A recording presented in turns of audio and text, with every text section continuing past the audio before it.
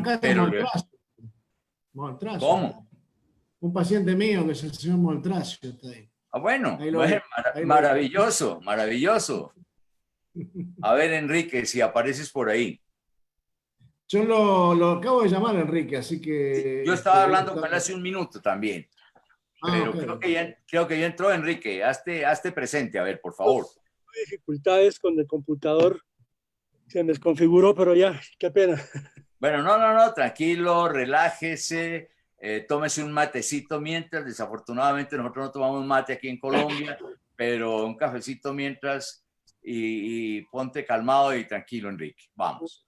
Oye, Daniel, estoy apenado contigo porque acabo de darme cuenta que la bandera de Argentina no quedó en el afiche. No importa. No, ¿das cuenta? Qué pena. No, no tiene importancia. La bandera no tiene importancia. Yo ahorita lo aclaro. Qué barbaridad.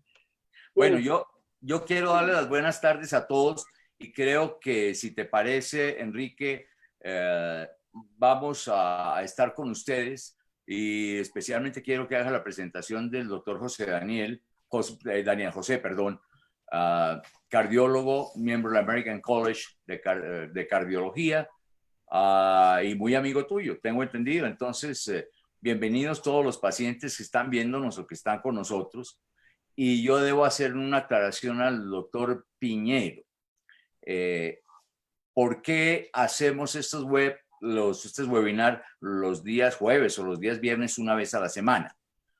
Le cuento, soy fundador de la Sociedad Panamericana y de la Latinoamericana de Cirugía Vascular y por esa razón hubo un mandato hace 5 años en el cual debíamos hacer educación, no solamente al médico, sino educación al paciente.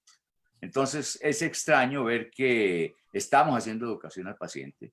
Creo que nos corresponde seguirla haciendo porque mucha gente llega, por lo menos en nuestro país y en muchos sitios del mundo, y le pregunta al cardiólogo o al cirujano vascular, ¿qué debo hacerme? Nosotros mencionamos en nuestra jerga médica, como es normal, porque hemos pasado 20 años en ella, o 30 o 40, y el paciente simplemente dice, sí, doctor, perfecto, me parece muy bien, se fue a su casa y no tuvo la menor idea. Por eso estos títulos que estamos poniendo, los títulos que puso Enrique hoy de cardiología, son los más apropiados y esa es la razón por la que estamos con nuestros pacientes. Adelante, Enrique. Bueno, primero que todo, mis agradecimientos muy sinceros al doctor Daniel Piñeiro. Realmente ya conocido tiempo atrás y tengo el honor de ser amigo de él. Es un personaje en Argentina y fuera de Argentina. Él es cardiólogo, profesor de la Universidad de Buenos Aires. Fue, además de eso, el gobernador de Latinoamérica ante el American College of Cardiology, que es una academia muy importante, como estamos con pacientes, es la Academia Norteamericana de Cardiología. Él fue el gobernador de Latinoamérica ante esa entidad. También en la Federación Mundial del Corazón, una persona con una experiencia no solamente clínica, sino también científica, ha publicado no sé cuántos artículos en diferentes revistas internacionales, conferencista en prácticamente todos los continentes, creo que en África sí no. Y bueno, es un excelente profesor, como ustedes lo van a ver, entonces no perdamos más tiempo y entremos al grano. Entonces, como decía Jorge, este proceso lo venimos haciendo ya, creo que este es el sexto que estamos haciendo sobre temas cardiovasculares enfocados única y exclusivamente a nuestros pacientes. Y lo que decía Jorge es cierto, cuando nosotros le decimos a un paciente, usted está hipertenso, tiene que tomar esta pastilla cada 8 horas o estas pepas 3 veces al día, tiene que hacer ejercicio, bajarle la sal, no se estrese y venga dentro de 3 semanas o dentro de 3 meses, el paciente sale, no sabe qué le dijeron, no entiende, que tiene que tomarse 3 pastillas y que no se estrese, como si fuera fácil, simplemente si no se estrese, haga más ejercicio, pero ¿cuál ejercicio? Bájale la sal, ¿cómo le bajo la sal? Llega el conocimiento.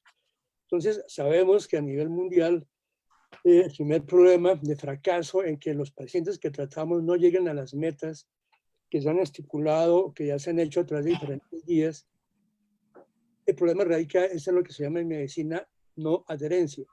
No adherencia es que el paciente no cumple lo que le recomendó el médico, pero no hay adherencia porque el paciente no entendió qué le dijo el médico. Lo que queremos hacer nosotros con esto es eso, hablar con ustedes y que ustedes pregunten. Entonces, Daniel, te cedo la palabra. No, yo creo que nada más que para... primero, gracias por la presentación. En la mitad de las cosas que dijiste están mal. Yo no soy nada de todo eso que dijiste. La segunda cosa es que... Un argentino modesto que es bastante raro, ¿eh? No, eso es más raro. Eso sí que es raro. Bueno, pero lo que yo quiero subrayar y me parece muy importante este tipo de reuniones, que hay situaciones en la medicina, y el doctor Ulloa es un cirujano, en la que uno como paciente entrega su cuerpo a los cirujanos. Es decir, en situaciones de emergencia, uno se entrega al médico y el médico es el que tiene que decidir por uno y uno tener confianza en ese médico. En la patología crónica, como la hipertensión arterial, el que se trata es el paciente. Nosotros como médicos somos los que vamos a tratar, somos como los directores técnicos, pero los que salen a la cancha son los propios pacientes. Entonces a mí me parece que es muy importante empoderar al paciente, porque que a uno le digan, simplemente con que le digan, tiene que tomarse una pastilla todos los días. Con solamente decirle eso, uno lo está, entre comillas, condenando a eso para toda la vida. Entonces, si el paciente no entiende y no entiende que él se está tratando a sí mismo, es muy probable que pase lo que dice Enrique, que es que haya falta de adherencia por parte del paciente. Así que yo creo que queda claro que las situaciones agudas y de emergencia son los médicos los que actúan. Y en las situaciones crónicas son los pacientes los que se manejan a sí mismos. Y que es muy importante empoderar al paciente de los conocimientos que le permitan manejar estas situaciones crónicas, que por otro lado son la primera causa de muerte, y no solamente de muerte, sino la primera causa de una vida con alguna, con algún hándicap, es decir, con alguna disminución física. Y más aún, estas son causas muy importantes de mortalidad precoz, es decir, de muerte o discapacidad antes de los 70 años. Y cuando uno ya tiene 70 años, como tenemos algunos nosotros, bueno, pero cuando esto sucede en un hombre de 40, de 50 años, es que está en la mejor época de su vida familiar, personal, para la producción, para su vida social, etcétera, etcétera. Y ese es el momento en que lo afectan estas enfermedades crónicas. Entonces yo quiero, para terminar esta brevísima introducción, subrayar que las primeras causas de muerte y discapacidad en el mundo son los que se llaman enfermedades crónicas. Que esto está constituido por un grupo de enfermedades que son las cardiovasculares, incluido el accidente cerebrovascular, el cáncer, la diabetes y la enfermedad pulmonar crónica.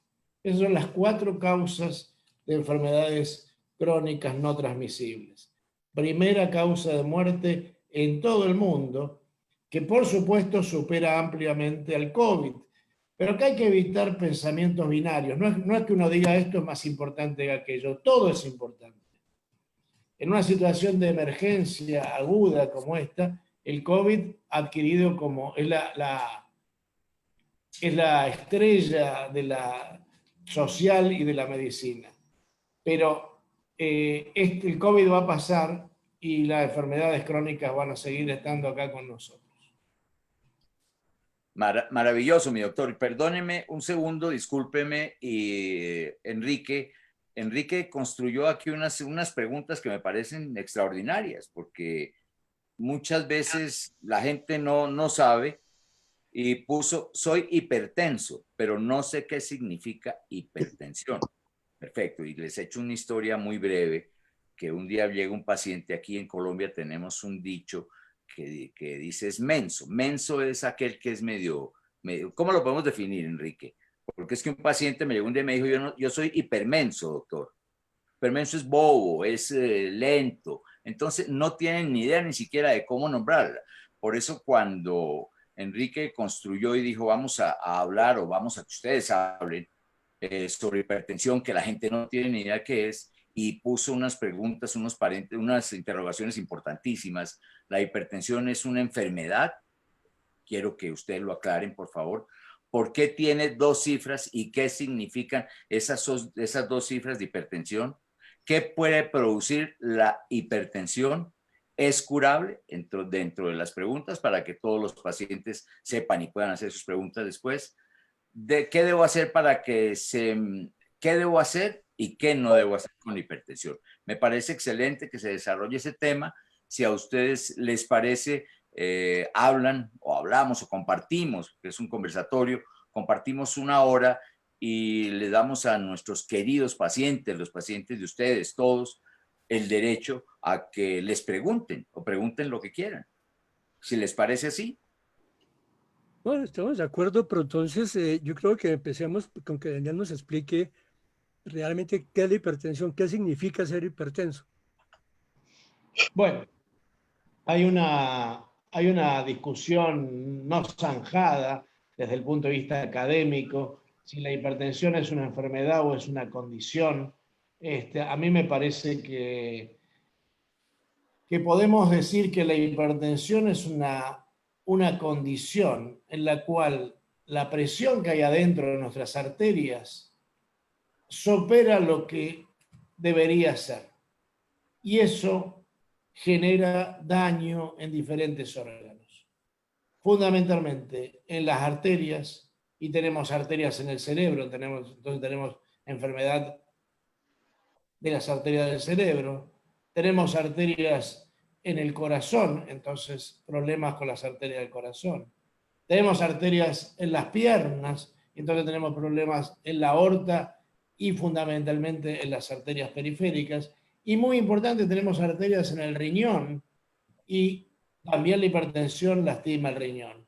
Entonces la hipertensión va a tener que ver con el accidente cerebrovascular, primer causa, con el accidente cardíaco, la enfermedad coronaria aguda o crónica, con el aneurisma de aorta, con la enfermedad vascular periférica y con el daño renal y la insuficiencia renal. Daniel, Entonces, como sí, estamos con pacientes, ¿qué es aneurisma? aneurisma es dilatación de la aorta. Un caño que tiene que medir esto y mide esto. Y si uno lo deja seguir creciendo, se rompe. Y si se rompe, 90% que se muere. Así que mejor que no se rompa. Pero yo querría escuchar a qué quiere preguntar la gente, ¿no? O qué quiere comentar, o qué opinan. Jorge, ¿hay preguntas? A ver, sí. Sí, estamos. Dice, la ingesta diaria y por varios años de drogas como atorvastatina, hidroxiclorotiazida, ¿qué órganos deterioran? Esa es una pregunta que tenemos. No, lejos de... a ver, vamos a ser claros. La atorvastatina es una droga para disminuir el colesterol. Y todo paciente que ha tenido un evento cardíaco, cerebral, vascular, debe recibir algún remedio de estos que sirve para el colesterol, que llamamos como grupo estatinas. Esas drogas son excelentes para disminuir el colesterol. Cualquier droga que uno introduce al organismo puede tener efectos colaterales, pero digamos, en general, si es prevención secundaria, que si uno ya tuvo un evento, sin lugar a dudas tiene que tomar estatinas. Y por lo que veo ahí sentaditos, veo varios que toman estatinas. Ahí lo veo a Boris también. y a Betty, perdón, a Boris y a Betty. Y después la hidroclorotiazida. Bueno, la hidroclorotiazida es un diurético de baja potencia que se utiliza mucho en el tratamiento de la hipertensión arterial y en general no trae inconvenientes, pero en algunos pacientes puede disminuir la cantidad de sodio que tiene la sangre y eso es un efecto colateral. Ahí los médicos somos los que debemos controlar esos efectos colaterales. Pero si su médico le indicó tiazidas o su médico le indicó estatinas, por favor, tómelas, porque son buenos medicamentos. Una pregunta práctica, Daniel. Una persona que tenga el papá o la mamá o ambos padres hipertensos, ¿tú cuándo crees oportuno que esa persona debe tomarse la acción arterial? Cuando tenga 30 años, 40 años, 50 años, en la adolescencia. ¿Tú qué opinas de eso? Yo creo que es una discusión. Yo creo que el registro de la hipertensión, de la presión arterial debe comenzar en la infancia. Los pediatras deben tomar la presión arterial. Porque si no, cuando uno toma la presión arterial a un paciente de mi edad, por ejemplo, yo tengo 70, y lo encuentra hipertenso, está viendo el final de la película. La película empezó mucho antes. Entonces hay que tratar de ver la película desde su inicio. Los pediatras deben tomar la presión arterial. Y obviamente, toda oportunidad que tengamos de tomar la presión arterial, hay que aprovecharla. Porque me refiero a esto, por ejemplo. Un muchacho de 20 años, es mucho más probable que vaya a jugar al fútbol y se lastime la rodilla y vaya al traumatólogo. Hay que aprovechar esa oportunidad para que le tomen la presión arterial. En la Argentina, el médico de cabecera de la mayoría de las mujeres son los ginecólogos. Entonces, la consulta ginecológica es una buena oportunidad para tomar la presión arterial. Todas son buenas. Y ahora tenemos la gran posibilidad de que con los dispositivos automáticos, que son muy buenos, lo único que uno tiene que comprar un dispositivo, primero de brazo, y en segundo lugar, que esté validado, es decir, que sea válido desde el punto de vista técnico, eso el médico puede ayudarlo a elegirlo. El autocontrol de la presión arterial yo creo que va a ser la gran herramienta del manejo de esta enfermedad. Tenemos un problema, y todos lo conocemos como cardiólogos, y es que lamentablemente la hipertensión arterial es una enfermedad, porque es enfermedad, es un factor de riesgo que produce enfermedad, ambas cosas, pero es una enfermedad que no da síntomas.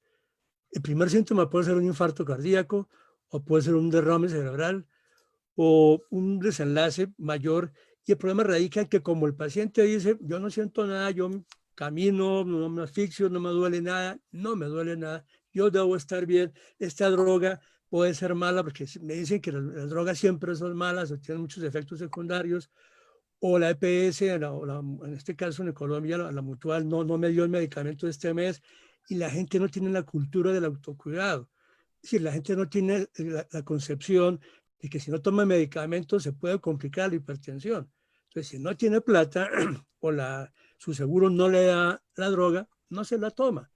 Pero eso sí, para ir a fútbol, compra la boleta, cueste lo que cueste. ¿Qué opinas tú de ese concepto de que como es una enfermedad asesino, así le llaman, el asesino silencioso, cómo combatimos eso con los pacientes? ¿Cómo les enseñamos a que eso? Enrique, perdónenme, déjenme hacerles una pregunta a ustedes dos. Voy a hacer este lado de paciente. ¿Qué porcentaje tenemos en Argentina de pacientes hipertensos para que nos demos cuenta? ¿Cuál es la población de Argentina? Bueno, yo la conozco, pero ¿cuál es el número y cuántos hipertensos tenemos? Y esa misma pregunta te la formulo a ti, Enrique, después de que el doctor Daniel nos cuente, para que sepamos cuántos hipertensos tenemos en nuestros países o en América Latina. Bueno, la Argentina tiene, afortunadamente, en un país que tiene muchos defectos, algunas cosas buenas tiene tenemos una encuesta nacional de salud que se repite aproximadamente cada 5 años. Esto se viene repitiendo y ya tenemos la cuarta. Entonces esto quiere decir que tenemos un seguimiento del paisaje epidemiológico. Y aproximadamente el 40% de los argentinos son hipertensos. Llamativamente, este número no ha cambiado desde la primera encuesta hasta la última encuesta. Por ejemplo, si uno se refiere a tabaquismo, hay una gran mejoría en tabaquismo, en el cual ha disminuido la cantidad de personas que consumen tabaco. Tenemos una peoría en cuanto al peso, cada vez hay más sobrepeso y obesidad. Tenemos una peoría en cuanto a la actividad física, muy poca actividad física, y con la hipertensión arterial está plana, digamos, 40%, 4 de cada 10 argentinos. Perfecto, eso es bastante alta para que se den cuenta. Y Enrique, ¿qué pasa en nuestro querido país? Bueno, en su querido país, pues lamentablemente nuestro sistema de salud no ha logrado realizar una encuesta en salud. No tenemos un registro de hipertensión. Se han publicado algunos estudios, en fin, pero asumimos que en Colombia pasa algo parecido a otros países similares a los nuestros, o más que todo asiáticos, y se calcula que más o menos entre un 25 a 40% de la gente es hipertensa. Pero lamentablemente no tenemos un registro de hipertensión como en Argentina y otros países un poco más avanzados en la parte de prevención. Porque dicho sea de paso, aquí en Colombia y en muchos países de América Latina, no sé Argentina, el concepto de hacer medicina de prevención no existe. Aquí el sistema de salud que tenemos implementado es para tratar enfermos, no para prevenir enfermedades. Perfecto, Enrique. Mil gracias. Pero yo con esto quería que se dieran cuenta nuestros pacientes o los pacientes de ustedes que la situación no es tan sencilla y que es una enfermedad que, como ya lo acaban de decir, silenciosa, pero ya más adelante nos explicarán ustedes a dónde podemos llegar a aquel hipertenso que dice, ya me chequeé el año pasado, estoy tranquilo, me dijeron que comiera bajito de sal, bueno, comamos bajo de sal, no sé, y a los 2 días vuelve a comer nuevamente, no hagamos ejercicio, no lo hagamos, y las complicaciones van a ser muy grandes, y yo creo que en el momento ustedes nos explican qué pasa con ese hipertenso que no nos hace caso, cada cuánto lo mandan ir ustedes a la consulta a que se controle la tensión, cada cuánto se la debe controlar él mismo. Nosotros les enseñamos a tomarse la presión, o qué hacemos con estos pacientes para hacer prevención, para educarlos también. No sé cómo quieran. Yo quiero decir algunas cosas. Primero, hay que tener claro que la mitad de las pacientes que son hipertensos no saben que son hipertensos. De los que saben que son hipertensos, perdón, porque me está sonando este aparato, lo voy a poner en... la mitad no sabe. De la mitad que sabe, la mitad toma tratamiento, la mitad no toma tratamiento. Y de esa mitad, de la mitad están tratados, solo la mitad están controlados, es decir, tienen cifras normales. De modo tal que si uno tiene 100 pacientes hipertensos, aproximadamente un 12, un 15% tiene control. El resto o no sabe, o no es tratada, o el tratamiento es inefectivo. Entonces, es realmente una situación muy, muy grave. Pero esto depende no solamente del paciente, sino hay 2 variables que mencionó Enrique que son muy importantes. Uno es el acceso del paciente, es decir, ¿qué acceso tengo yo económico, cultural, al medicamento? Y en segundo lugar, ¿qué adherencia tengo yo al medicamento? Y hay una cuarta variable que me parece que es muy importante, que es que los médicos en general tienen la tendencia a no cambiar, sigue igual, le toman la presión alta y dice, bueno, hoy debe estar más nervioso, bueno, está bien. Es decir, lo que nosotros llamamos inercia terapéutica. Entonces, entre las dificultades de acceso, las dificultades de adherencia, la inercia terapéutica, llegamos a esta situación. Y acá me parece que lo más importante es, como decía Jorge, la educación del paciente. Y a mí me parece que hay que darle a la gente la posibilidad de que ella misma controle su presión arterial. Yo estaba conversando con ustedes y acá recibo, vieron que ahora con esto de la comunicación y de la consulta todo por internet, me llega un WhatsApp de un paciente que me manda una planilla de Excel en la que me pone sus presiones máximas, mínimas, tomadas a la mañana, tomadas a la tarde durante una semana. Esto es invalorable tener este control. Es una cosa que los aparatos automáticos hoy valen menos de $50 cada uno. Es decir, bueno, en la Argentina el dólar tenemos algunos problemitas, pero bueno, eso es una cosa transitoria. Nuestra transitoriedad viene más o menos desde hace unos 200 años. Bueno, pero $50 es mucha plata ahora en la Argentina, pero no importa. El poder comprarse un aparatito de esos y poder hacer el automonitoreo de la presión sin enloquecerse. Y lo que pasa es que ahí también, como decía Jorge, hay que explicarle al paciente cómo debe tomarse la presión con ese aparatito. Tiene que tomársela 3 veces, la primera vez no la tiene que considerar, tiene que considerar las otras 2, tiene que estar sentado, con la espalda apoyada, los pies apoyados, sin que le hable, sin escuchar nada, sin escuchar las noticias, sin hablar él, con el brazo que esté a la altura del corazón, y tomar 2 veces y promediar esas medidas. Si uno puede lograr que el paciente le envíe un monitoreo de una semana de su vida, tomado la presión a la mañana y a la tarde, va a tener un perfil mucho más certero del que tenemos con una toma aislada en el consultorio. Daniel, ¿tú quieres explicar a nuestros pacientes por qué la tensión tiene 2 cifras, 120/80, 140/90? ¿Cuáles son los valores normales? Bueno, primera cosa, la presión, si uno la quiere determinar así, con una exactitud total, debería pinchar la arteria y medir la presión real de la arteria.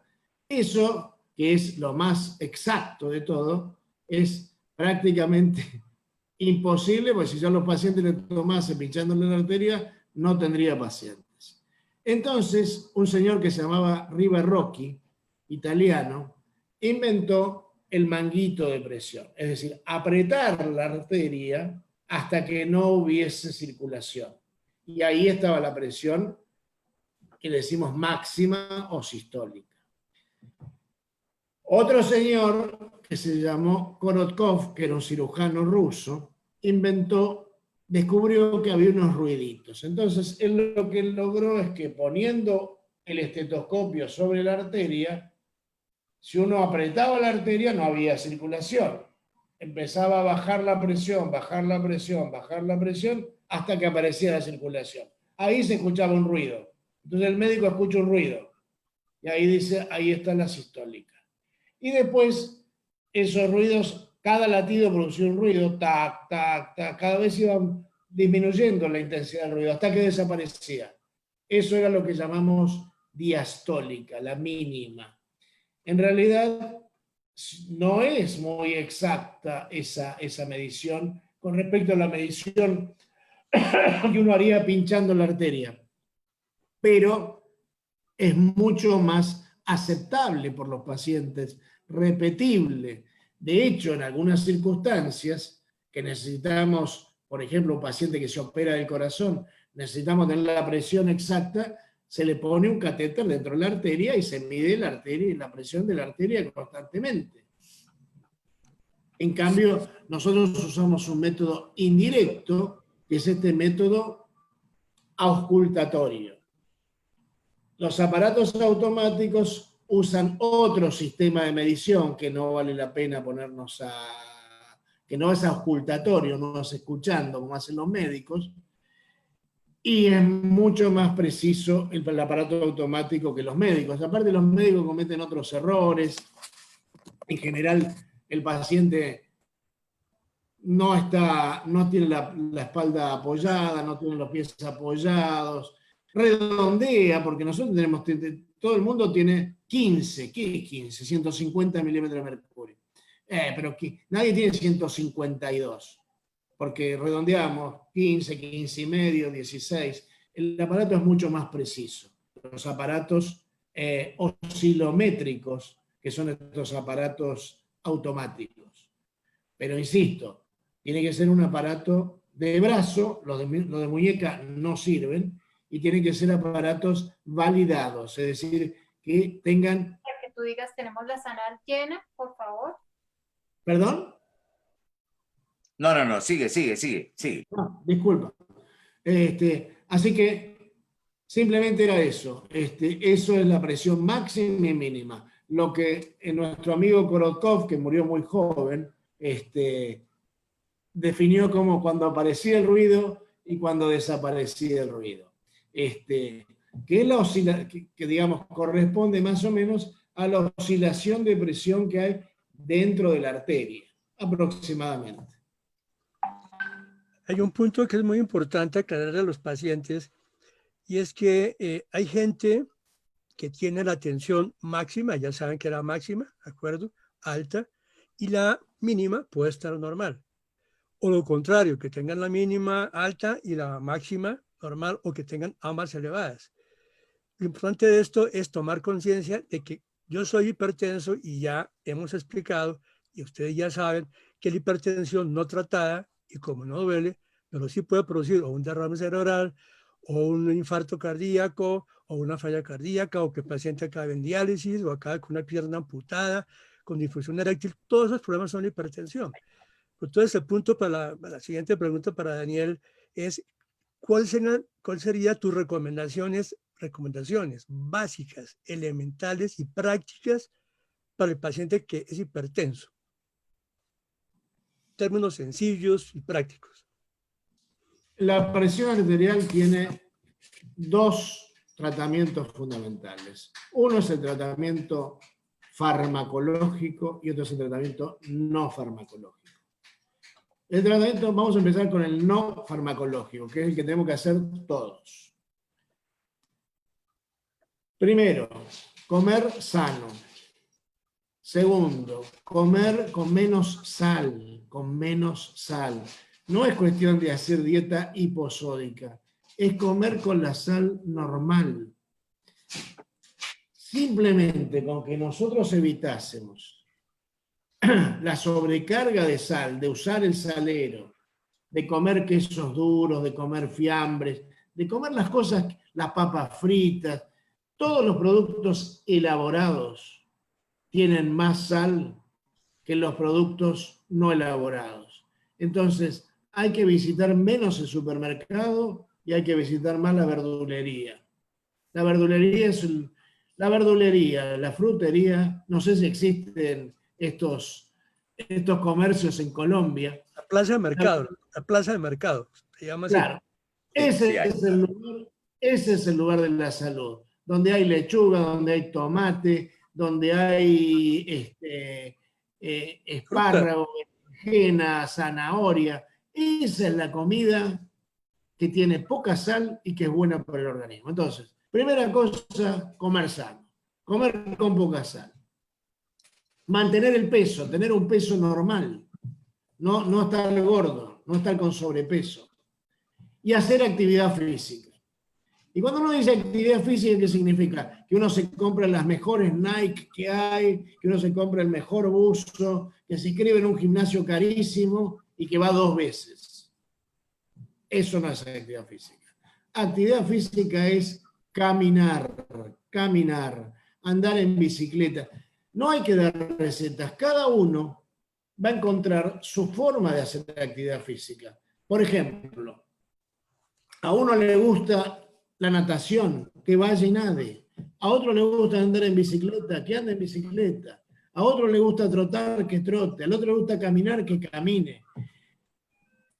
Claro, la vida moderna hace muy difícil a veces la actividad física. Entonces yo le digo a los pacientes, ¿usted en qué piso vive? Vivo en un 5º piso. Suba por la escalera, no suba por el ascensor. Use la escalera, no use el ascensor. Bájese 2 paradas antes del colectivo y haga las últimas 6 o 10 cuadras caminando. Es decir, cuando sale, vaya por el camino más lejos, más largo y déle la vuelta a la plaza antes de llegar a comprar, yo qué sé, antes de ir a comprar las zanahorias, esas que decíamos antes. Entonces, comer sano, hacer actividad física, vivir sano, dormir, por ejemplo, hay que dormir 8 horas, hay que dormir lo que el cuerpo a uno le pida. No puede ser que la gente duerma 4 horas. Eso lo hacía Bernardo Neustadt, pero se murió. Y después viene el tratamiento farmacológico. El tratamiento farmacológico son los medicamentos que los médicos indicamos para el tratamiento de la hipertensión arterial. En general, los hipertensos deben comenzar con tratamiento no farmacológico casi seguro y muchos de ellos con tratamiento farmacológico. Es un punto muy importante. Y ahí es una tarea nuestra tratar de que el paciente no tenga que tomar pastillas 8 veces por día. Nadie toma pastillas 3 veces por día, es imposible. Yo me olvido, etc. Entonces hay que tratar de simplificar los esquemas de tratamiento y de escuchar al paciente en cuanto a los eventuales efectos colaterales. A veces efectos colaterales reales y otras veces algunos mitos urbanos. Enrique, perfecto. Enrique, ¿vas a decir algo? Tenemos unas preguntas que si quieren les damos el chance también a nuestros queridos pacientes. ¿Las dejamos al final o quieren que las vamos compartiendo? ¿Qué quieres? Esto es para ellos, démosle gusto a ellos. Ok, entonces, una pregunta. ¿Cuánta sal? Ya lo mencionaste, pero le están haciendo la pregunta. ¿Cuánto debemos consumir diariamente y cuánta agua para mantenernos bien del sistema cardiovascular? Sal. El consumo tiene que, primero, come en su casa, más que comer en el restaurante. En el restaurante le ponen más sal que en su casa. Segundo, no coma cosas muy saladas, que sabemos todos que son saladas. Que el jamón es salado, no hace falta que yo venga a hablar de eso. Y si uno quiere una medida, la cucharita de café, no la de té que es más grande, la de café que es más chiquita, al ras de sal, eso es la medida de sal que uno debería usar durante todo un día. Uno sano. Ahora, si usted tiene insuficiencia cardíaca, ya su médico le va a indicar mayor restricción. El agua. Tome el agua que le pide el cuerpo. El cuerpo es sabio, pero los que somos más viejos tenemos que saber que perdemos la capacidad de la sed. Tenemos menos sed que lo que tiene un tipo joven. Entonces, para dar un número, 2 litros de agua por día por lo menos. 2 litros de agua por día por lo menos. Tome agua. Si no es agua, tome té. Claro, no lo reemplace todo por vino porque es mucho, pero líquido, por lo menos 2 litros de líquido por día. El líquido va al té, va a la sopa, va a lo que sea. Sigue. Y entonces, sal y agua, eso serían un poco las medidas. Bueno, y te hago un comentario. Mucha gente cree que tomar gaseosas como el líquido, así sean dietéticas, estoy suplida, es que el agua no sabe a nada. Mejor tomo gaseosas o tomo jugos. ¿Qué opinas de eso? Todos, la verdad, nosotros todos los cardiólogos estamos enfrentados a toda las gaseosas y los jugos, sobre todo porque muchos de ellos tienen azúcar o tienen edulcorantes, etc. A ver, el agua es muy barata, es muy rica, tenemos que aprovechar a tomar agua. No, la Coca-Cola es un invento de un señor. El agua, para el que sea creyente, es un invento de Dios. Entonces, tomemos agua, no tomemos gaseosa. Cuanto menos productos elaborados consumamos, mejor. Por eso yo les digo, menos supermercado y más verdulería. Perfecto. Y hay Bueno, un punto importante que tocó Daniel con respecto a la sal. Ustedes recuerden que la sal es cloruro de sodio. Lo malo de la sal es el sodio. Hoy día ya se consiguen en los mercados sales para preparar que tienen menos sodio y más potasio. Esas son sales, entre comillas, dietéticas. Así se llaman y son mejores. Pero también es cierto que quitar la sal también es pésimo. Recordemos que la vida se originó en el mar. Y nosotros necesitamos tener sodio, potasio, cloro y magnesio en nuestro organismo. Si quitamos mucho la sal, lo digo porque muchos pacientes, creo que a Daniel le ha pasado lo mismo, dejan la sal absolutamente, se vuelven obsesivos contra la sal. No, consuman menos sodio. Y, por ejemplo, hay cosas que no sabemos que tienen sal. Por ejemplo, el pan. El pan, entre más blanco, al elaborarlo, le meten más sal. Los embutidos, los enlatados, tienen demasiada sal. Y muchas cosas que le echan preservativos para que duren más son con base en sodio. Entonces, Claro. quita ese concepto de que la sal es el polvito de ese blanco. La sal está en otras cosas que ustedes ignoramos, como el pan blanco, por ejemplo. Yo te voy a comentar algo de la Argentina. La Argentina vivió mucho tiempo gracias a la exportación de carnes y no había frigoríficos. Entonces lo que se hacía había saladeros de la carne, se le colocaba sal como conservante. Entonces, todo lo que tenga conservantes, como bien decís vos, los embutidos o todos los productos que vengan en lata, tienen una cantidad de lata enorme. Más aún, acá en la Argentina el ministerio hizo un trabajo muy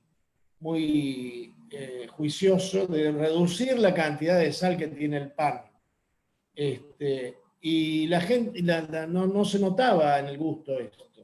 Ahora, la resistencia estuvo de los panaderos. ¿Por qué? Y porque cuando reducían la cantidad de sal, el pan se les ponía en mal estado mucho más rápidamente. bueno, perfecto. Aquí hay una pregunta, y perdóname, Enrique, si ibas a comentar tú algo, pero me parece importante porque todo el mundo la hace y todo el mundo la quiere saber, y es la ventaja y desventaja que tiene la ingesta de aspirina. Ahí la tienen ustedes. ¿La tomo yo o la toma Enrique? Ustedes los definen. Es fácil. Sigue, Daniel. Si usted tuvo un infarto o tuvo un accidente cerebrovascular isquémico, usted tiene que tomar aspirina. Perdón, Daniel. Perdón. Isquémico es un trombo en el cerebro. Como estamos... Bueno, sí, perdón. Sí, digamos, accidentes cerebrovasculares. Hay unos que son porque se tapa la arteria y hay otros que son porque se rompe la arteria. Los que se tapa la arteria son los isquémicos. Los que se rompen la arteria son los hemorrágicos. 85% son isquémicos, 15% son hemorrágicos. Si usted tuvo un infarto, o le pusieron un stent, o lo operaron del corazón de las coronarias, o tuvo un accidente cerebral de estos isquémicos, usted tiene que tomar aspirina. Una dosis muy baja de aspirina, pero tiene que tomar aspirina. El problema es que es la prevención primaria, aquel que nunca tuvo ningún evento.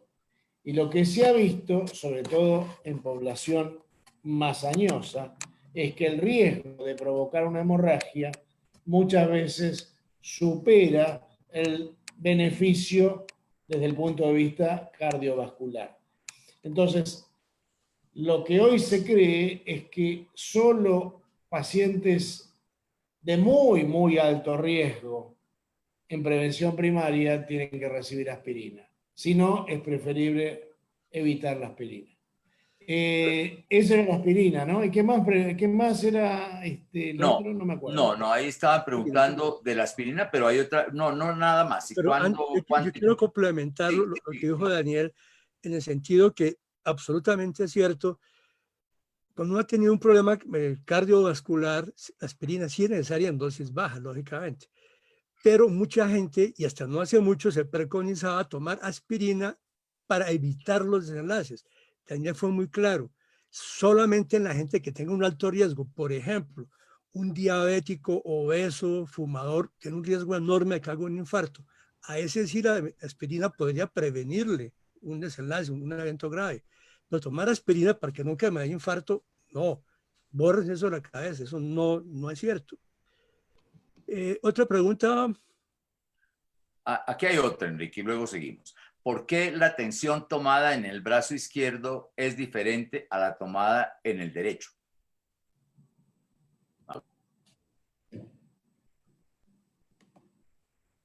Daniel o yo. Perdón que lo tenía silenciado, pero ¿por qué la diferencia? ¿Por qué la presión o la tensión tomada en el brazo izquierdo es diferente a la tomada en el derecho? Normalmente puede haber una diferencia mínima entre la presión en un brazo y otro. Cuando digo mínima son 10 milímetros de mercurio. Eso es normal. La presión en ambos brazos normalmente es igual y el médico debería, en la primer consulta, tomar la presión en ambos brazos. ¿Cuál es el que vale? El que la tiene más alto. Porque en el otro algo pasa. ¿Qué quiere decir que algo pasa? Y puede ser que haya una compresión de afuera, algo que comprime la arteria, que puede ser un músculo, que puede ser una costilla, cualquier cosa. O puede ser que tenga una lesión adentro, es decir, que tenga una obstrucción la arteria y que por eso la presión sea más baja. Entonces, la presión que vale es la de la presión del brazo que tiene más alta. En general, las personas tienen la misma presión en ambos brazos. Pero si alguna persona tiene una presión más alta en un brazo que en el otro, la que vale es la presión más alta. Y hay que ver qué está pasando con el otro brazo que tiene la presión más baja. Frecuentemente nos pasa a los cardiólogos que manejamos pacientes diabéticos, obesos, hipertensos, fumadores, sedentarios, bueno, y el paciente cree que la diabetes por cultura, porque ha oído más, porque la prensa, la radio dice que la diabetes es una enfermedad que es grave, en fin. Hay pacientes que prefieren, por ejemplo, dicen, no, yo me estoy tomando muchas pepas al día, entonces mejor como la tensión, me siento bien, no se la controla porque o no se la toma o no tiene el aparato o donde le dan cita, donde el médico, quién sabe cada cuánto, bueno, entonces suspende parte de la medicación, lo que hablamos al comienzo, la falta de adherencia. Hay medicamentos que no se pueden quitar súbitamente, concretamente un grupo que se llama beta-bloqueadores, otros menos frecuentes, aflotadores, bueno, pero quiero hacer este comentario y creo que en eso me va a apoyar Daniel, que un paciente que esté medicado jamás suspenda su medicamento que le ordenó al médico, porque el médico sabe qué le mandó y para qué le mandó. Pero el paciente ni se automedique y tampoco suspenda la medicación y jamás suspende un medicamento súbitamente, porque muchos medicamentos tienen efecto de rebote. ¿Qué opina Daniel? Sí, eso es absolutamente cierto. Hay medicamentos que tienen efecto rebote. Los beta bloqueantes es claro que tengan efecto rebote. Yo lo que quiero, volviendo a la primera parte de lo que decía Enrique, si usted es hipertenso, tiene que tratar la presión arterial. Pero si usted es hipertenso y diabético, la hipertensión vale doble, vale doble. Entonces, tiene que ser más, todavía más, tiene que hacerse más carne el tratamiento de la hipertensión arterial. Fíjense que la primer causa de que las personas tengan insuficiencia renal y tengan que entrar en diálisis son la hipertensión arterial y la diabetes. Entonces, esa dupla es tremenda, es una pareja criminal. Entonces, el concepto es, todo hipertenso debe tratarse. Más aún, a veces en algunas guías sugieren que en los pacientes diabéticos uno tiene que tratar de bajar un poquito más la presión arterial.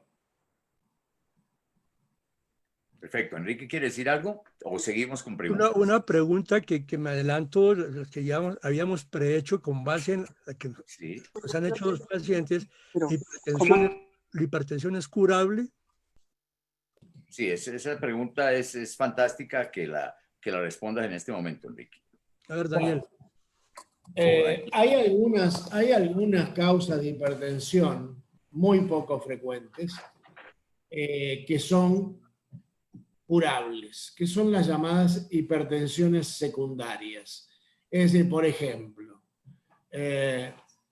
si uno tiene un tumor en la glándula suprarrenal y está hipertenso por eso, le sacan el tumor y la presión vuelve a lo normal. Si uno tiene un problema en la arteria aorta que se llama coartación de aorta, le arreglan eso y la presión debería normalizarse. Pero hay que entender que estos son situaciones poco frecuentes.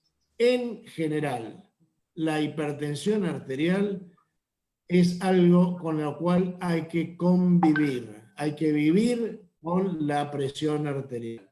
Si la mayoría de los hipertensos no van a curarse de la hipertensión arterial, pero van a poder controlar la presión arterial y reducir su riesgo en forma significativa. Entonces, el mensaje es, hay algunas causas mínimas, muy poco frecuentes, de hipertensión arterial curable. Otra que se me ocurre ahora es una estrechez en la arteria renal, pero esas son realmente raras. Hay que pensar que la hipertensión secundaria y está alrededor del 5% de los pacientes hipertensos. Hay una causa que no va a curar la hipertensión, pero que va a mejorar mucho la hipertensión arterial, si uno lo trata, que es la apnea del sueño. Es decir, los pacientes esos roncadores que tienen paros durante la noche, generalmente asociado con obesidad. La apnea del sueño es mucho más frecuente entre los pacientes obesos. Y si ese paciente baja de peso, porque hace dieta o porque le hace una cirugía bariátrica en pacientes muy obesos, eso va a mejorar la presión arterial. Muchas veces es necesario considerar esta apnea del sueño como una causa de falta de respuesta a la medicación. ¿Hay preguntas o, Jorge, hay preguntas? Sí, hay dos preguntas más. Tengo úlcera en la pierna. ¿Es por hipertensión o por tensión alta? Te toca a ti, tú eres cirujano. Pero Daniel quería decir algo. Daniel quería decir algo. Sí, yo con mucho gusto la contesto ahora, pero... Hay causas, las úlceras en las piernas pueden tener causas vasculares o asociadas a problemas neurológicos. Entonces, hay unas úlceras que son causadas por enfermedad arterial. Como hay un cirujano, voy a decir algo fuera de contexto, que eso es la úlcera de Martorell. Por Dios, mi queridísimo profesor, y esa muy poco lo conocen. Bueno, por eso. Claro. Y muchas de las úlceras son por problemas venosos y a veces se asocian problemas neuropáticos, como por ejemplo pasa en la úlcera, incluso traumatológicos que se ven en las úlceras, particularmente en los pacientes diabéticos. Es decir, las úlceras en las piernas realmente son un tema complejo que requieren una aproximación multidisciplinaria. Perfecto. Si me permites para aclarar al paciente, tal vez hay una confusión. Hay úlceras en las piernas, desde luego, pero la que mencionabas tú, que muchos cirujanos, inclusive vasculares, no conocen, que es la úlcera de Martorell, que sí es por hipertensión a expensas de la hipertensión a expensas de la diastólica. La causa nunca la describió, él la describió en el año 1945. Y se confunden hoy en día. Lo que pasa es que nosotros hablamos de hipertensión, para quien nos escribió esto, pero de hipertensión venosa. Cuando se dañan las válvulas de las piernas, aumenta la tensión y vienen las úlceras. Pero cuando hay un paciente hipertenso, como los que está describiendo Daniel, o los que están describiendo ustedes, sí puede llevar a una ruptura, a que se rompa una de las venas prominentes o pronunciadas que hay a nivel del tobillo por hipertensión también. Entonces hay por hipertensión venosa y por hipertensión arterial. Y creo que aquí he dicho y no digo más nada. Les estoy quitando a ustedes la razón de estar acá. Tú las operas, pero tú las operas o las mandas al cardiólogo, ¿qué haces? Ni lo uno ni lo otro, son de tratamiento médico. Yo pienso que la úlcera hipertensiva se confunden muchísimo dentro de los mismos cirujanos vasculares. La existencia de esa úlcera es de verdad, no digo que extraña, existe. La localización es en la cara anterior de la pierna y generalmente las úlceras venosas son en el tobillo, en la parte interna. Supuestamente debemos manejarla, debemos enviarla al cardiólogo, desde luego, para que nos maneje la presión arterial. No somos duchos en eso, ni la debemos manejar. Debemos influenciar al paciente. Y la parte local yo creo que ya la podemos hacer no con cirugía, porque no es de manejo quirúrgico. Pero bueno, he dicho y no digo más. Bueno, afortunadamente no todo se opera, eso está bien, y tú como cirujano que lo digas, eso está muy bien. Es que mira, Enrique, cuando se describió la cirugía vascular, y esto es claro, y parece que Daniel conoce a Martorell por A, B o C razón, él describió cirugía vascular y angiología, el estudio de los vasos. No solamente nos llaman cirujanos, pero la misión nuestra no es solamente operar, ahí hay una grandísima equivocación. Nuestra misión es tratar desde el punto de vista médico al enfermo angiológico. También no digo más. Bueno, los dejo a ustedes. Aquí hay otra pregunta. ¿Cómo evitar un episodio de muy alto estrés, de muy alto estrés que produzca infarto? Ahí la tienen. Empieza Daniel y acabo yo. Eso. No, sin lugar a dudas, los factores psicosociales se vinculan a la enfermedad cardiovascular. Eso no cabe duda.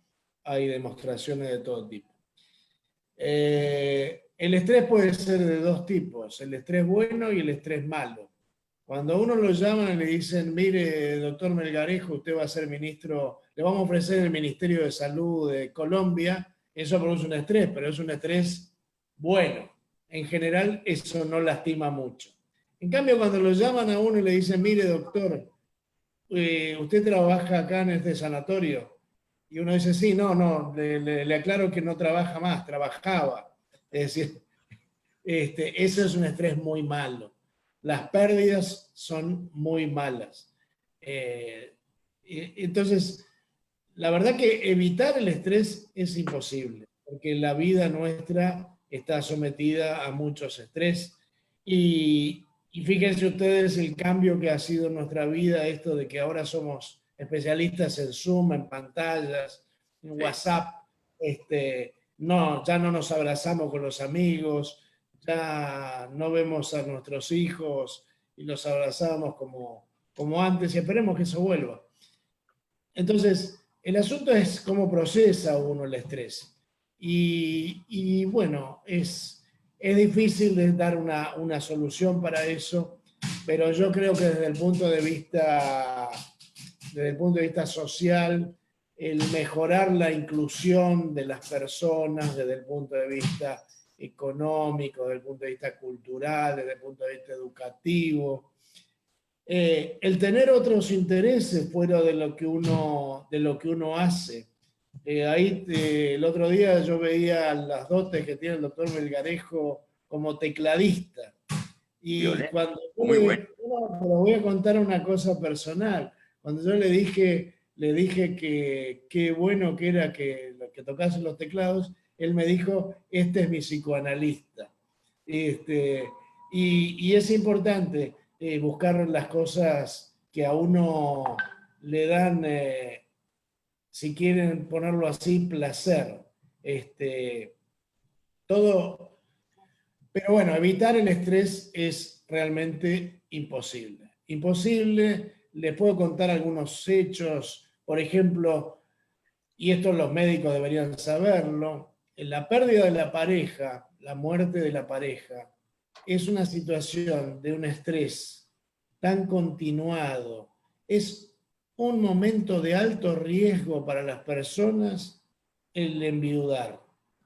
La persona que pierde su pareja entra en un alto riesgo de enfermarse biológicamente, no solamente estar triste y deprimido, sino de enfermarse.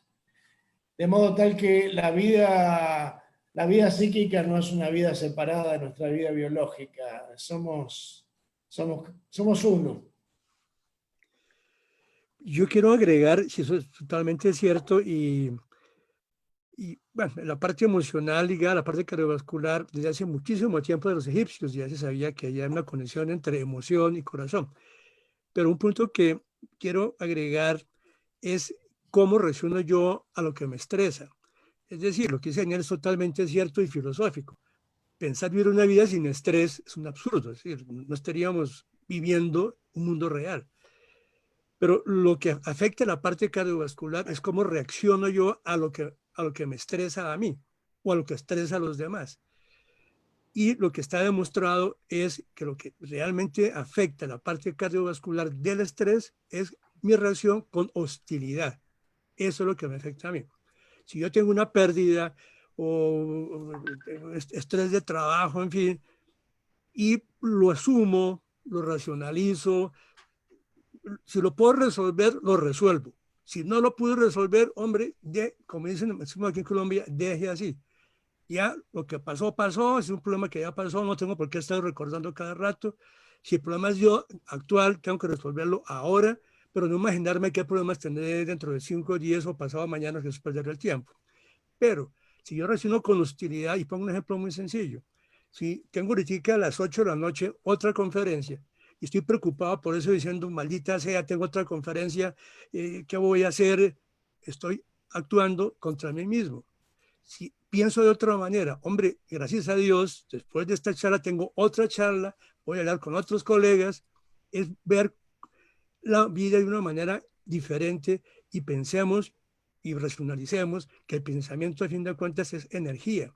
Y si yo vivo cargado de energía negativa, de odios, de hostilidad, de envidia, de rencores, esa energía se vuelve en contra mía y nunca va a ser feliz y voy a morirme de corazón seguramente mucho más antes de lo que estaba programado genéticamente cuando nací.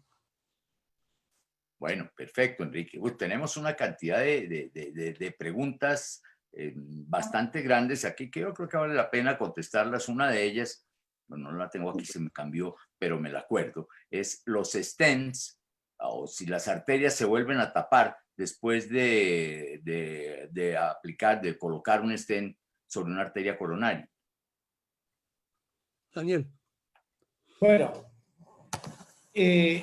tanto la cirugía como la colocación, la angioplastia con colocación de stents son tratamientos paliativos de la enfermedad coronaria.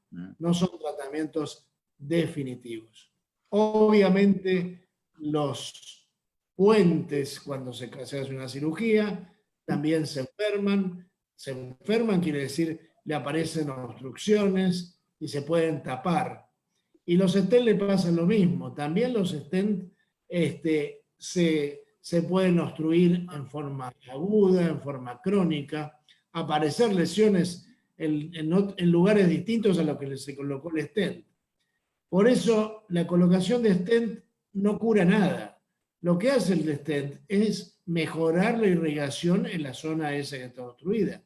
Pero el tratamiento básico es el tratamiento de la enfermedad coronaria, que consiste en no fumar, en mantener la presión bien, en hacer actividad física, en tomar los medicamentos que nos da el médico. Seguramente el médico nos va a dar estatinas para que no se acumule el colesterol y obstruya nuevamente. Nos va a dar aspirina para que no se forme un coagulito que tape el stent.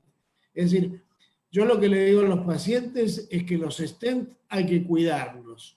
Nadie se compra un auto y dice este auto es para toda la vida y nunca se me va a romper. Es lo mismo. Esto es un dispositivo extraordinario, fantástico, pero que tenemos que cuidarlo. Si usted no cuida sus stents, es decir, sigue fumando, está hipertenso, tiene el colesterol alto, no controla su diabetes, no hace actividad física, y bueno, no le pida que el stent le quede, porque es lo mismo que si usted tiene un auto y no le cambia el aceite, no le pone nafta, no le controla las cubiertas y se va a arruinar. Entonces, los stents y los puentes que colocan los cirujanos son una bendición de Dios, pero a Dios hay que ayudarlo un poquito. Si tú me permites y Enrique me permite, claro, nosotros nos vemos abocados a diario a estas obstrucciones y todavía siguen pensando muchos otros cirujanos que la solución o la salvación está en quitar esa parte interna de la arteria que está obstruida y dejarla limpia y no pasa nada. Claro, pasa muchísimo, como lo has dicho. Esto reza para las arterias del cerebro, para las arterias coronarias, para las arterias de los pies, de las piernas, en las cuales se les dice muchas veces hagamos un injerto y entre más largo lo hagamos, mejor. Mentiras, absolutamente mentira. La enfermedad es sistémica, es decir, sistémica está en todo lado. Ahí está y va a estar. Si no se ayudan con todo lo que ha dicho Daniel y todo lo que han dicho, pues no estamos haciendo nada. Lo mismo juega para cualquier parte del cuerpo o para cualquier parte de la circulación. Discúlpenme que hubiera interpelado, me hubiera metido un poquitico ahí, pero es que tenemos que tener conciencia de todavía, con algunos grandes cirujanos que dicen entre más grande sea el stent que pongo en la pierna, mejor. No, van a taparse tarde que temprano y es más temprano que tarde. Perdóneme, Enrique, discúlpeme por haberme entrometido. Siga, No, por favor. cierto. ¿Hay más preguntas? Sí. Si un paciente hipertenso, medicado con losartán de 50 miligramos en la mañana y 50 en la noche, súbitamente lo suspende, debe ser. ¿Qué pasa? Daniel. ¿Qué pueden presentar? No, lo que va a pasar con ese paciente es que seguramente va a perder el control de la presión arterial. Difícilmente la suspensión de losartán de ese efecto que dijimos rebote que sucede con otras medicaciones. Me gustaría agregar una cosa. No hay que asustarse en que uno tenga que tomar varios medicamentos para la presión. Lo normal, lo habitual, es que uno requiera por lo menos 2 clases de medicamentos distintos. Cuando no 3, cuando no 4. Por eso, la Organización Mundial de la Salud, en su última actualización del año pasado, ya incorporó como medicamentos esenciales asociaciones de drogas que permiten que en una pastilla haya 2 medicamentos, lo cual facilita al paciente tomarlos, pero generalmente la presión arterial requiere varios medicamentos, varias drogas de diferente tipo para lograr el control de la presión arterial. Es que el problema radica en que la hipertensión tiene múltiples causas. Entonces es imposible que una sola pepa, un solo medicamento cubra las otras causas. Entonces, hoy día, lo que dice Daniel es totalmente cierto, se busca dar diferentes clases de drogas que actúan en diferentes niveles, ojalá en una sola pepa para que el paciente se la tome y no 3 o 4 que se le olvida o se atora, o, en fin, pero esa es la tendencia, o mejor, explicación. Es porque mucho, es que a mí me ha pasado, creo que a todos nos ha pasado, pero todos usted me ha mandado a mí 4 drogas para atención y nada que me la baja. Pues sí, toca darle 3, 4 hasta que se la bajemos. Bueno, perfecto. Aquí hay otra pregunta y hacemos un break por si ustedes quieren decir algo, porque sigue habiendo más preguntas. Dicen, buenas noches, como siempre, excelente las charlas, y yo les doy las gracias a ustedes también. Gracias por pensar en nosotros como pacientes, desde luego, y seguiremos pensando en ustedes. Tengo dos preguntas. Una, ¿qué vida útil tienen los tensiómetros digitales? Y segundo, ¿qué no quieren compartir? Sé que no quieren compartir marcas comerciales de tensiómetros, pero me gustaría saber cuál sugieren para poder comprar uno e ir a la fija con la compra que sea buena. Muchísimas gracias. Son consejos prácticos que para eso estamos y aquí nos tienen para que demos claridad en estas cosas. Ustedes dirán si dan los nombres de Enrique y Daniel. La vida útil de los tensiómetros automáticos está alrededor de entre 2 y 3 años. En cuanto a qué aparato comprar, yo lo que les aconsejo es entrar, si ustedes lamentablemente, hay una guía de hipertensión arterial que hicimos el año pasado con el Ministerio de Salud de la Argentina, eso está disponible en la página web del Ministerio de Salud. Allí se mencionan 2 páginas web en las cuales se puede ver si el equipo que uno va a comprar está validado o no está validado. Lo que podemos hacer es, mientras que ustedes siguen hablando, yo busco las páginas web y se las digo. Ok. Y otro punto importante, y es que los equipos sí duran 2, 3 años, dependiendo, obviamente, de la calidad que sea validado. Creo que nos va a ayudar Daniel a hacer la búsqueda, pero hay que calibrarlos. Y esos tensiómetros que ustedes conocieron y que nosotros usábamos, de la agujita y el forendoscopio, ya hoy día prácticamente están proscritos. Hoy ya todos son digitales, que han facilitado la toma de la tensión por el mismo paciente, inclusive procediendo a tomar, lógicamente, pero toca calibrarlos. Porque un golpe con un aparato electrónico o el polvo o un mal manejo se descalibran. Entonces, dicen las guías que su equipo debe ser calibrado cada 6 meses. Ahora, si usted toma la tensión y le da una cifra, al otro día otra diferente, y usted ve que la cosa está como medio loca, puede ser que su tensión no esté tan loca, sino sea el aparato que está descalibrado. Y estos aparatos que están validados por sociedades científicas por su calidad y su calibración, valga la redundancia, los calibra el mismo fabricante. Si usted compra un tensiómetro de marca Pajarito y se le descalibró y va a que se lo calibre, nadie le responde. Fue plata perdida. ¿Encontraste la lista, Daniel? Sí, sí. Quiero, antes de eso, perdón, y siempre lo decimos acá, nuestro objetivo no es vender pomadas, cremas, tarros, no. No, en este caso lo hacemos porque es algo práctico que ya saben. No, pero esto no, esto simplemente son listados. Claro. Hay una página web que, esto es Ministerio de Salud de la República Argentina. Pero los equipos son internacionales. Una página es www.www.dableeducational.org. No sé si hay posibilidad de proyectar esto, no sé.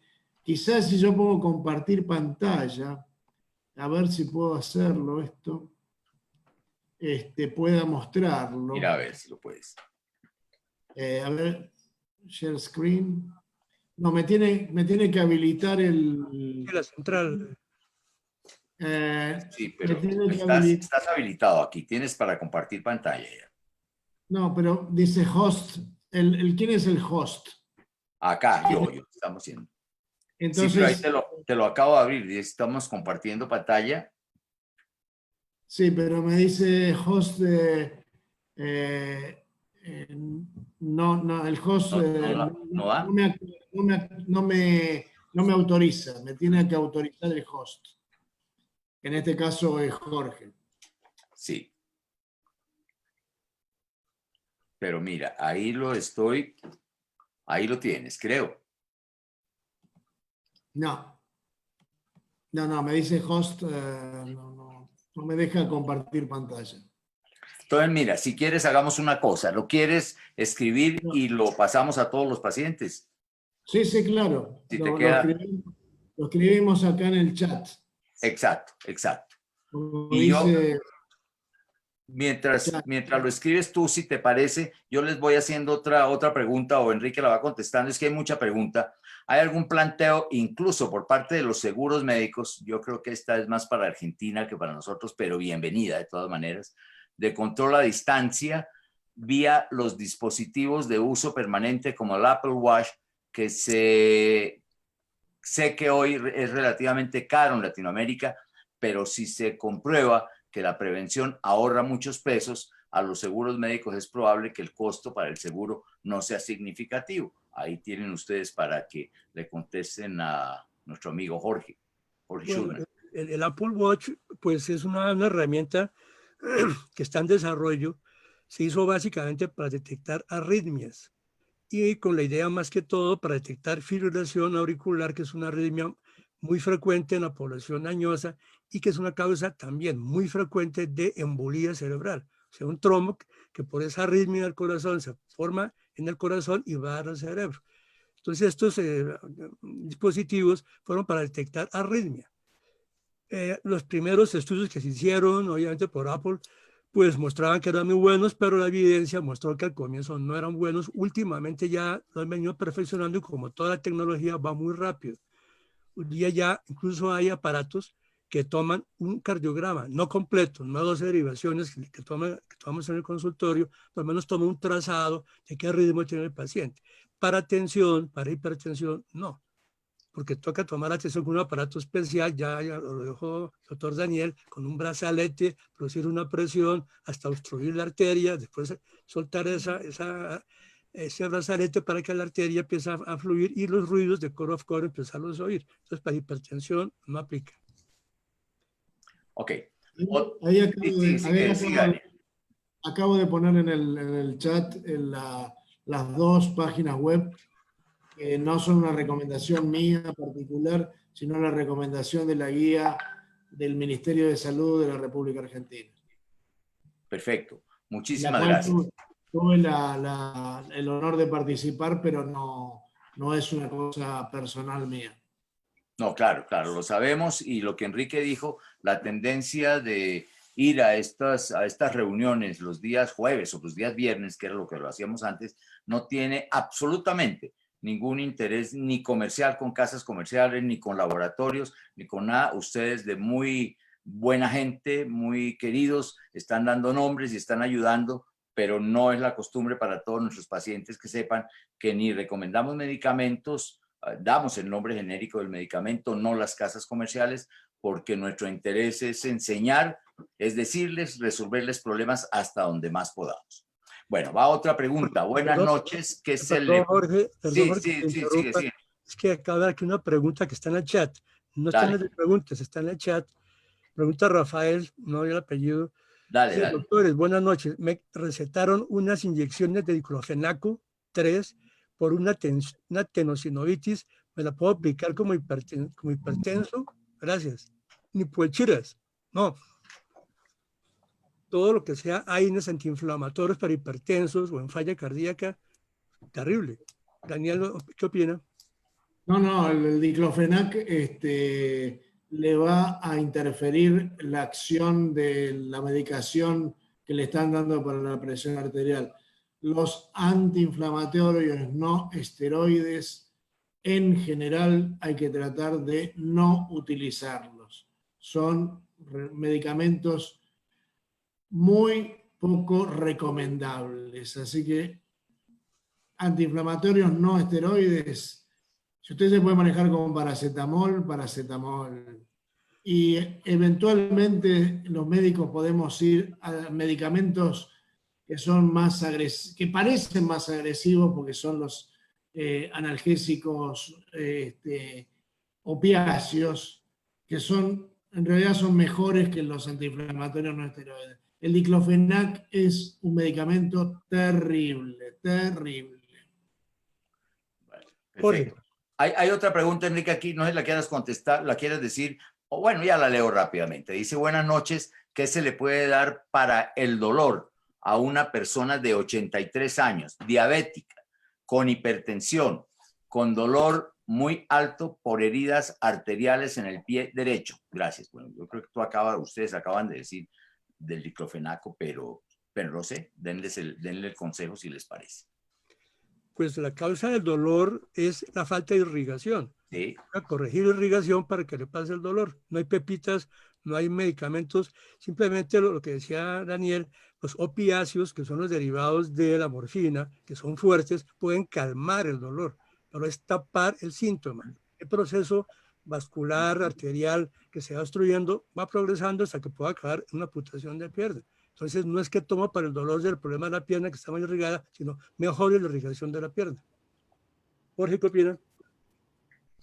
Yo sí creo, estaba leyendo aquí, me despisté un poquitico, pero sí, no se trata de tomar, sino la circulación está afectando. Yo le recomendaría, porque vamos a recomendarle, no sé dónde está este querido paciente, pero debe hacerse ver en forma inmediata, primero porque las úlceras tienen que tener un conducto diferente. Todavía se puede hacer algunas cosas para estas úlceras dolorosas con el paciente diabético y con el paciente hipertenso se puede hacer mucha condición. No se trata de mandarle un medicamento, posiblemente se trate de muchas cosas, de hacerle sus curaciones como deben ser en la lesión ulcerativa y de recanalizar o de producir, de llegar a hacer sangre, llegar a mandar sangre a estas arterias que posiblemente están tapadas, como decía el doctor Melgarejo, que lo más seguro es que están tapadas. Le recomendamos que visite o el cardiólogo o hay sitios donde hay estatus multidisciplinarios de pie diabético, de úlceras, que los puede lograr muy fácilmente. Aquí tenemos otra cosa. Dice, yo estoy medicada con Diovan 12.5, pero últimamente amanezco con mucho dolor de cabeza. ¿Este dolor está relacionado con la hipertensión? Es difícil saberlo porque el dolor de cabeza puede ser por varias causas. Desde una cefalea tensional, que es cefalea por estrés, una migraña, si lo sufría previamente antes de ser hipertenso, sinusitis. Es decir, es cierto que la hipertensión es el asesino silencioso porque no da síntomas. Algunos pacientes, la minoría, les dan dolor de cabeza, pero más que todo en la parte de atrás, en la parte occipital. A otros le da dolor de cabeza en cualquier otra parte, pero es poco frecuente. Pero decir que el dolor de cabeza es igual a hipertensión es algo que la gente cree que es común, pero no es común. Daniel, ¿qué opina al respecto? No, yo creo que hay toda una mitología con respecto a la presión arterial, es decir, el tema del sangrado de la nariz, del dolor de cabeza, en fin. En general, la presión no da síntomas. Hay algunas hipertensiones secundarias que tienen algunos cuadros muy específicos, pero a mí me parece que la idea que uno tiene que tener es que, porque esa misma persona dice, bueno, no, pero porque tengo 160, y después se toma 160 y ya no le duele la cabeza. Entonces, el dolor de cabeza no es por la presión arterial, pero la presión arterial debe ser tratada. No porque le evite el dolor de cabeza, porque le va a evitar el infarto, porque le va a evitar el accidente cerebral, porque le va a evitar la insuficiencia renal, porque le va a evitar el aneurisma de aorta, porque le va a evitar todos los daños vasculares que produce la hipertensión arterial. Y me voy un poquito por las ramas, el daño cognitivo, es decir, todo el mundo le tiene miedo al Alzheimer. Uno dice, hoy el Alzheimer. Realmente el Alzheimer es una situación gravísima. Pero la hipertensión arterial provoca disminución de la capacidad cognitiva, que después no tiene regreso. Es decir, el paciente hipertenso en larga data tiene daño cognitivo. Esto está absolutamente demostrado. Daño de nuestras capacidades cerebrales por la hipertensión arterial. Bueno, perfecto. Si a ustedes les parece, Enrique, ¿quiere decir algo? No, ¿hay otra pregunta o no? Sí, hay dos preguntas más y si les parece, las dos preguntas, si concluye Daniel y luego concluyes tú, y yo creo que nos queda faltando muchísimo, ¿no? Todavía, y nuestros pacientes están esperando que sigamos nosotros ampliando la situación. Vamos a hacer la pregunta. Dice, buenas noches, mil gracias por la oportunidad de escuchar a profesionales de tan alto nivel y que hoy estamos aprovechando los pacientes con enfermedades cardiovasculares. Estuve hospitalizado hace un mes por tromboembolismo pulmonar, derrame pleural, infarto pulmonar y salgo medicado por hipertensión y anticoagulado por siempre. ¿El anticoagulante debo tomarlo para toda la vida? Ahí va la pregunta para ustedes. Daniel. Bueno, primero, el tromboembolismo de pulmón en general sucede porque se producen trombosis en los miembros inferiores. Dependiendo la causa del tromboembolismo de pulmón, deberá estar anticoagulado por un tiempo largo, que va de por lo menos 6 meses, a toda la vida. Eso dependerá qué le ocasionó, por qué se le produjo la embolia de pulmón. Eso solamente sus médicos se lo pueden indicar. De todas maneras, es un tratamiento extraordinario la anticoagulación para el tromboembolismo de pulmón, y yo creo que esa medicación no debe suspenderla, excepto bajo control médico.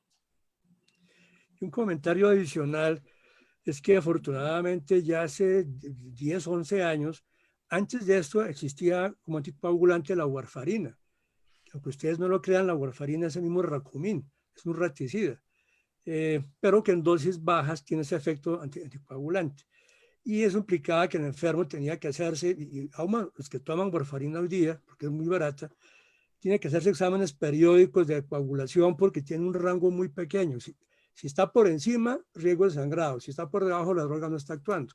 A veces salen más costosos esos exámenes de laboratorio y más molestos, el tiempo perdido, que los medicamentos nuevos que se llaman DOAC, se llaman así, que ya tienen una ventaja. Bueno, y un problema grave que también tienen la warfarina es que el consumo de verduras de vitamina K está contraindicado. Entonces la gente no puede consumir verduras o cantidades mínimas y permanentes para que no varíe los niveles de la warfarina. Y ya esto quedó obviado. Estos medicamentos modernos ya son más seguros, no requieren hacer exámenes de coagulación cada rato, pueden comer verduras y eso se ha avanzado mucho.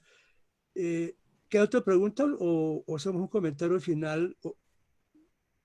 Yo creo, Enrique, que un comentario quiero que hagas tú y Daniel, desde luego, y estamos sobre el tiempo exactamente, entonces... Uy, se pasó volando. Bueno, sí, Daniel y yo cuando las cosas son buenas se pasan volando. Daniel y yo que tenemos 70 años, yo quisiera una frase tuya, lo más breve posible, en vista que ya estamos mal de tiempo, de cómo cuando empezamos a estudiar medicina a la que ejercemos hoy día, cuánto ha cambiado la medicina, es decir, cuántos avances ha habido en la medicina y específicamente en la hipertensión, que es el tema que hoy nos ocupa. ¿Tú crees que en la hipertensión sí hemos avanzado en el manejo de este problema, que hemos logrado objetivos o estamos un poco quedados en esta enfermedad?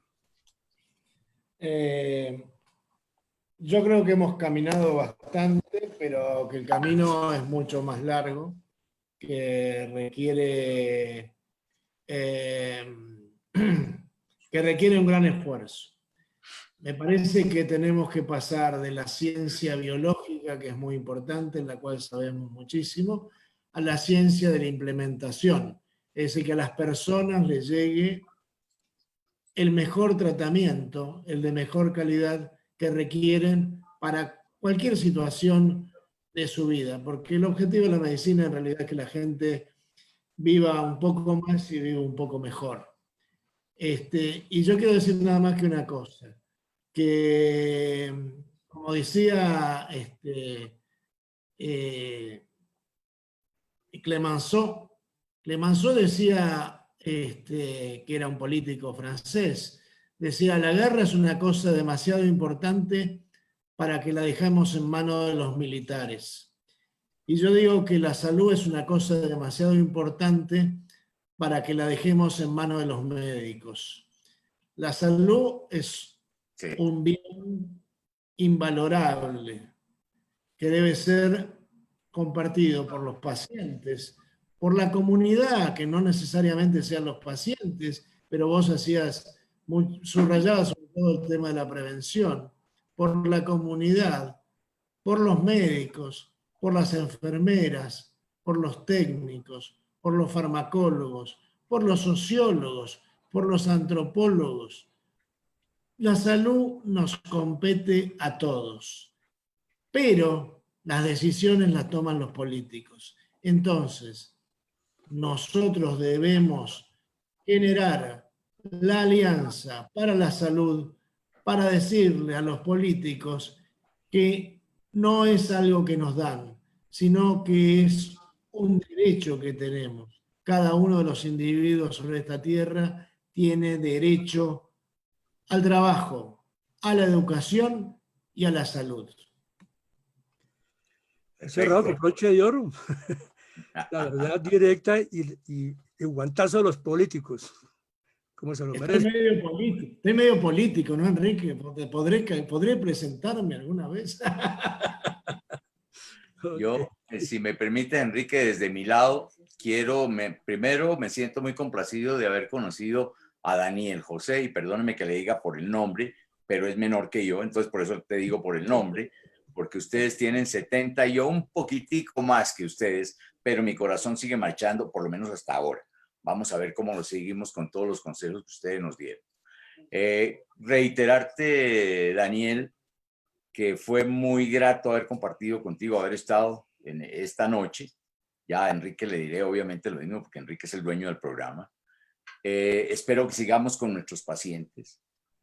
No abandonemos nunca a nuestros pacientes, educándolos como los estamos educando, o enseñando lo que muchas veces nos quedamos callados, porque muchas veces miramos un computador, escribimos todo el tiempo y no tenemos tiempo para mirarle la cara, por lo menos en las obras sociales. Aquí no se llaman, en Colombia no se llaman obras sociales, pero existen. Y no le miramos la cara al paciente. Nosotros queremos que nos vean, verlos, hablarles y decirles: aquí estamos con ustedes. Yo te agradezco de corazón, un placer grande. Ojalá vengas a Colombia cuando pase esta pandemia, no por decreto, como lo hicieron aquí, sino cuando de verdad pase, o que podamos vernos en Buenos Aires, a compartir unos buenos bifes, aunque dijiste que no lo hiciéramos muy seguido, pero los compartimos en allá o acá. Muchísimas gracias, y lo último que quieras decirle a tus pacientes, que veo que hay una gran cantidad de tu gente escuchándote, si quieres por lo menos despedirte o decirles algo, y vamos con Enrique. Yo lo único que le puedo decir a mis pacientes: muchas gracias. Ok, Daniel. Enrique, es Mis pacientes, también muchas gracias por confiar en nosotros, en este caso en mí, y créanle que créanos que cuando un médico da un consejo o a veces regaña, porque a veces toca regañar, cuando el paciente no quiere hacer caso, no toma adherencia, toca decirle: hombre, este es un trabajo en equipo entre usted y yo. Usted como paciente mío debe meterse en el cuento y los dos trabajamos por su enfermedad, que su enfermedad es mi problema. Tenemos que trabajar juntos de la mano para buscar llegar a viejos, a los 70 años, aún con el cerebro funcionando y podernos movernos todavía y seguir ayudando a la gente, y que ustedes sigan siendo nuestros amigos y compañeros el resto de la vida. Gracias. Enrique, muchísimas gracias, y muchísimas gracias a nuestros pacientes. Ustedes nos dan todo el ánimo para que sigamos, y esperamos estar con ustedes lo antes posible. Vayan preparando todas sus preguntas, que estoy absolutamente seguro que con el doctor Daniel José repetiremos, y desde luego Enrique, que es la guía nuestra en la parte cardiovascular. Aquí estaremos, Enrique. Un abrazo para todos, un cordial saludo y una muy feliz noche. Luego, Daniel, muchas gracias. Gracias, Enrique. Sí, gracias. Gracias, Jorge. Daniel, me encantó conocerte. Un gran placer, ¿oyes? Enrique. Gracias. Enrique, muchas gracias. Bueno, buena noche y nos veremos pronto. Sí, señor.